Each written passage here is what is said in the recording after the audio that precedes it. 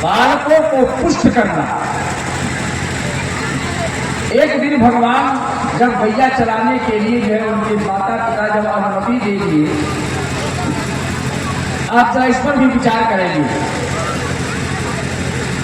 जब हमारे भगवान श्री कृष्ण और बलराम जी 5 साल से ऊपर में प्रवेश किए तो उनके माता पिताजी लोग विद्यालय में नाम नहीं लिखवाए। कई जगह जो है कथा करने जाता हूँ तो एक जगह एक आदमी जो है पूछ दिया कि महाराज जी जो है या 5 साल में लोग नाम नहीं इसलिए लिखवा रहे थे कि कंस का बड़ा भय था, इसलिए लोग स्कूल में नहीं भेजते थे। तो मैंने कहा कि तब 5 साल के बाद गाय चराने के लिए जंगल में क्यों भेज दिया भैया? अगर इतना भय होता कि कंस हमारे बच्चे को मार देगा तो जंगल में चलाने के लिए नहीं भेजते। लेकिन सज्जनों, घर में नहीं, विद्यालय में भी नहीं, गाय चराने के लिए सबसे पहले जो है नंद बाबा ने भेजा। बड़ा महत्वपूर्ण बात है ये श्रीमद् भागवत महापुराण में। अब जमाना कैसा बदला है, हमारे बच्चे जो है 3 ही साल के रहते हैं तो आजकल प्ले स्कूल खुल गया है। प्ले मेरा लड़का जाता है तो वहाँ खेलता और खेल के माध्यम से कुछ काउंटिंग करना, गिनती करना इत्यादि सब सीखता। सज्जनों,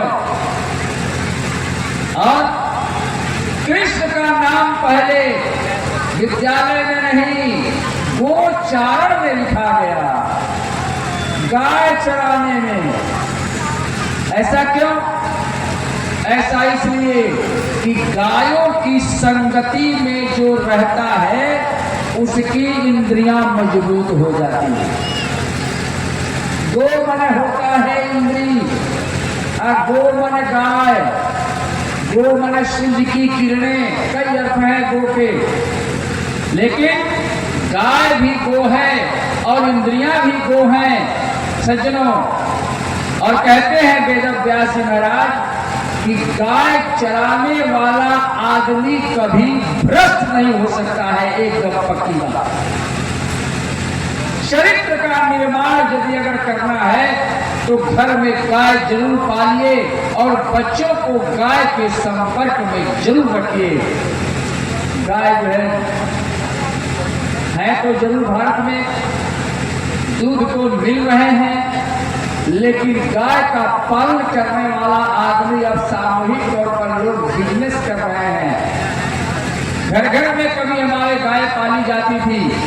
आप अपने मन में कभी विचार करिएगा कि जब तक गृहस्थों के घर में गाय हुआ करती थी तब तक लोगों में चरित्र अधिक होता था।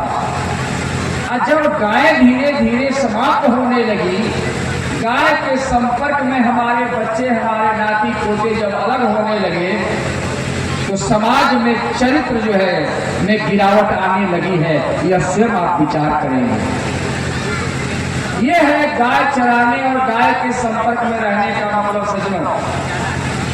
इंद्रियां मजबूत हो जाती हैं तो पहले ही अगर क्रम में, अगर बाल्यावस्था में ही अगर इंद्रियां मजबूत हो जाए तो जीवन भर वह मजबूत रहती हैं और तब वह आदमी कभी नीचे नहीं गिरता है अपने इंद्रियों के द्वारा। क्योंकि मनुष्य को चाहे वह स्त्री हो, पुरुष हो, बालक हो, वृद्ध हो, बेटा बेटी कोई हो, अगर उसके नीचे गिरने के कारण है तो एकमात्र है कि उसकी इंद्रियां कमजोर हैं। 11 इंद्रियां हैं, 5 ज्ञान इंद्रियां हैं, 5 कर्म इंद्रियां हैं, ऊपर से एक मन है। यह 11 जो है चीजें अगर मजबूत करनी है तो गाय के संपर्क में रहिए, गोपालन करिए, निश्चित रूप से आपके हाथ चरित्र रहेगा। बोलिए आनंद कदम भगवान की जय। इसलिए हमारे नंद बाबा ने पहले गाय चराने की अनुमति दी। पढ़ाई की बात नहीं, पढ़ाई आ जाती है। बहुत लोग आजकल विज्ञान के इस दौर में लोग कहते हैं कि पढ़ाई नहीं बाद में आती है। भागवत जी कहते हैं कि जब 11 साल का उम्र हो गया था कृष्ण और बलराम जी का, तब उनका उपनयन संस्कार हुआ और उपनयन संस्कार के बाद तब वे लोग संदीपनी मुनि के आश्रम में उज्जैन जाकर के वहां शिक्षा ग्रहण किए। 5 साल के हुए तो जंगल में गाय चराने जाते थे।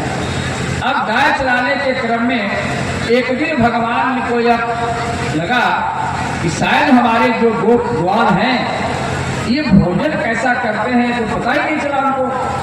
एक दिन सब गोप से कहा गया, ग्वाल वालों हमारा बोलिए कृष्ण, कहना यह है कि कल सब लोग भोजन लाएंगे अपने घर से और सब इकट्ठे हम लोग रखेंगे। कल से अब नियम बदल गया।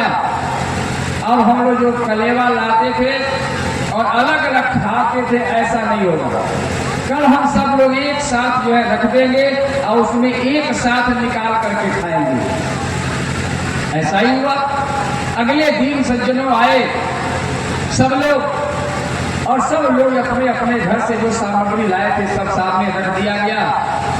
सब लोग उसमें से उठा करके खाने लगे। उसमें एक बड़ा साधारण बालक था, वह जो है कुछ कढ़ी टाइप की कोई चीज, पतली चीज लाया था किसी बर्तन में। वह मारे संकोच के वहां नहीं रख रहा था, क्योंकि उस दिन उसके यहाँ कोई ऐसी चीज नहीं अच्छी बनी जिससे वह आदमी आसानी से रख सके। साधारण था भी। सज्जनों, गरीब अमीर तो सब जगह रहते हैं। बाद में भगवान श्री कृष्ण ने जब जाना तो उसे कहा कि क्या लाए हो, निकालो। निकलवाया। निकलवाने के लिए जब कहा तो थोड़ा बचा था, वो खा रहा था। तब से जो है अधिक मात्रा में ऐसे कटोरी में ले करके जब पीने का प्रयत्न किया तो यहाँ बदल से जो है मेरे गाल पर जो है कुछ छू गया। और जब भगवान ने ऐसा देखा तो कहा कि अरे तुम्हारे कढ़ी का तो मैंने स्वाद ही नहीं जान पाया कि तुम्हारा कढ़ी कैसा है। भगवान इतने प्रेम करते हैं सज्जनों अपने भक्तों से कि उनको यह भी ध्यान नहीं किया क्या हो रहा है। सज्जनों, भगवान ने अपने जीव से उस अपने मित्र बालक के गाल पर लगे हुए कढ़ी को चाट लिया और कहा कि तुम्हारी कढ़ी तो बड़ी स्वादिष्ट है जी। तू बेकार उसको छुपा रहे थे, सामने रखे होते तो हम सब लोग खाए होते। जब इस घटना को देखा ब्रह्मा जी ने तो ब्रह्मा जी को 1-2 दिन पहले पता लगा था, 2-4-10 दिन पहले, कि यह जो है भगवान का अवतार हो गया है। सज्जनों, जैसे ही इस बात की जानकारी उनको हुई, आज की जो घटना है उस घटना को जान करके ब्रह्मा जी को संदेह हो गया। ब्रह्मा जी को ही संदेह हो गया कि यह ब्रह्म नहीं हो सकता।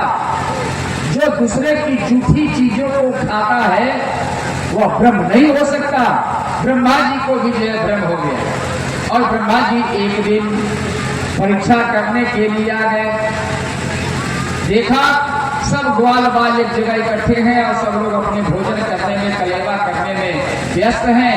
गाय जो है पहाड़ के उस किनारे में चल रही थी। सब गैयों को और बछड़ों को अचेत करके ब्रह्मा जी ब्रह्मलोक में लेकर के चले गए और इसलिए यह उनको जांच करना था कि इसमें ब्रह्म शक्ति है कि नहीं। अगर ब्रह्म शक्ति होगी तब तो यह गाय हमसे छुड़वा कर ले जाएगा, अगर नहीं होगी तब नहीं कर पाएगा।